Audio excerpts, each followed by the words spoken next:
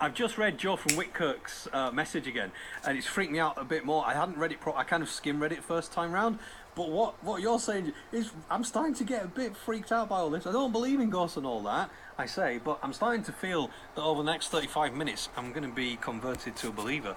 It is Nick Ahad. It is the conversation hour here during the big Yorkshire phone-in on BBC Radio Leeds. It's when we pick a subject and we have a chat. And yesterday we were talking about ghost stories. Loads of you got in touch, and so we thought we'd explore this a little bit more. So we're talking about those things, those spooky things, those ghostly goings on, those things that you can't quite explain. Well, we can speak now to Mark Vernon. He is a paranormal investigator from Wakefield, and I think that means you're a real-life ghostbuster. Am I right, Mark? You sure are. Best job in the world? I wouldn't do anything else. What exactly is? Do you have the power pack and everything? Sorry, I want to have a sensible conversation. What exactly is a paranormal investigator? Well, what I do is people get in touch with me. I mean, they're experiencing things at the properties, and my job is to go around and try and confirm what they're hearing, what they're seeing. I'm involved in a case in Wakefield at the moment. It's been in the national newspapers and stuff. Go on, tell us about it.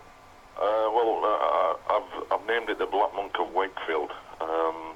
The lady who's living there, all the family have been scared off, and she has a faceless black monk appearing. It's appeared about 15 times so far, and it keeps scaring people away from her house.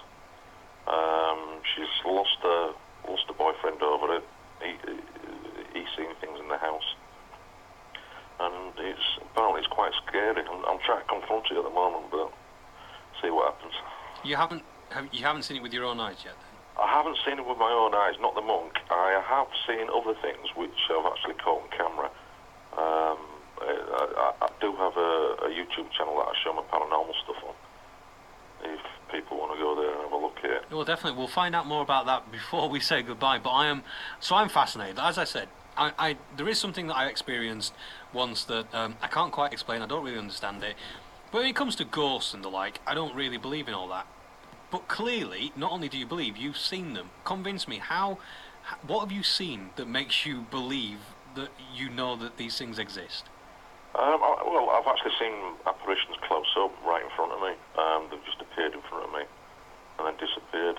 And this is one of the reasons why I got into it when I was younger, because I saw my first ghost at the age of 10. So tell me about that experience. It was in Bradford, near Lister Park. I was with a friend in the garden, and I looked up, and a monk walked past us, walking a dog. And as it walked past, he walked a little distance, and then it just faded away into nothing. I turned around to have a look at my friend to see if he'd seen it, and obviously he had, because he was running away at a very fast pace. How do you know? So we all know about the Jesus man of Bradford, we used to call him. How do you know it wasn't him and there was some fog around? Why didn't you just explain it away to yourself? Well, I always remember it was in the summertime. It was about 2 o'clock in the afternoon. It was a lovely sunny day, and we were pitching tadpoles out of a garden pond, as kids do. And there was a derelict building there. It's back of the college, one of Bradford College. Is it Bradford College? I think it is. Yeah, and apparently it had been seen a few times there, but obviously because we were young, we didn't realise. Wow, so not an overactive imagination, because that clearly sparked your interest, and you've been looking for these things ever since. You say that you catch things on camera, and we can see your YouTube channel. What's the one thing that you've got that will make people who don't believe in ghosts say, okay, so I can see something there? I used to investigate a house in Wakefield. I named it the Haunted Cellar. I used to spend eight hours of time down there just investigating, sitting in the dark, listening to the voices and filming what I could film. But I actually managed to film a figure walking through the cellar. It's transparent, but I managed to catch that on camera.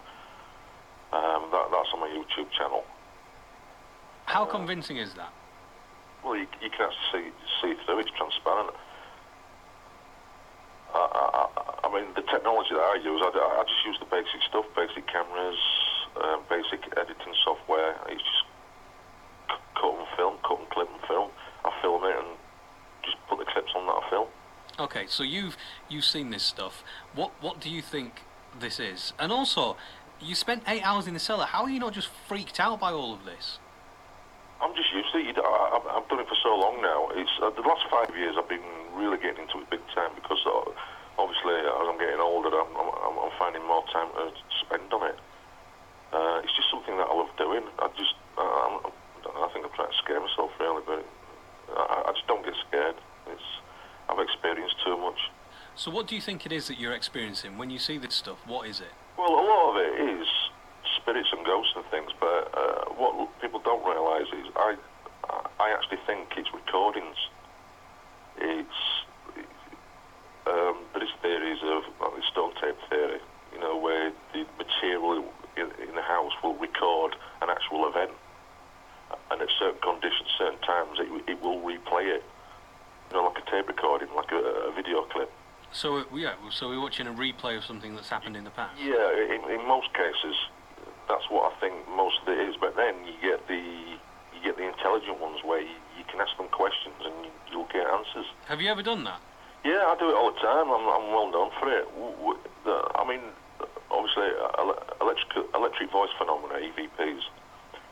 Basically, if I'm with someone, because I've done it so many times in front of people, if they're taking a recording to try and get an EVP, I can actually hear what's being said before they actually play it back, and I will actually tell the person who's doing the recording what's being said. How can you hear it?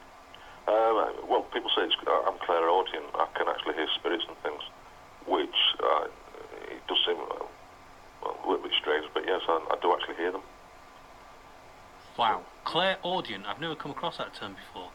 Yeah, well, it's one of the advantages I have when I go to investigate, when clients call me in to investigate the house, because all I need is a couple of minutes just to find out if it is haunted or not, if it is truly haunted. You can tell just when you walk in. What are the giveaways? Well, I can hear them speaking. What I don't think they realise is when I first go in, I don't actually say that I can hear them, obviously, because I like to hold back a little bit, but I'll just listen, and obviously I'll tell the client, well, actually, yeah, you have got something here, and then I ask permission to film. Can I film and stick it on my YouTube channel? Mark Vernon is a paranormal investigator from Wakefield. You can find him on YouTube. What a fascinating chat. It's really lovely to have you on. Thanks for joining us, Mark. You're welcome, mate. Bye-bye, mate. There we go. You can get in touch, share your experiences on 0345 303 3333. I will tell you my story, and I'll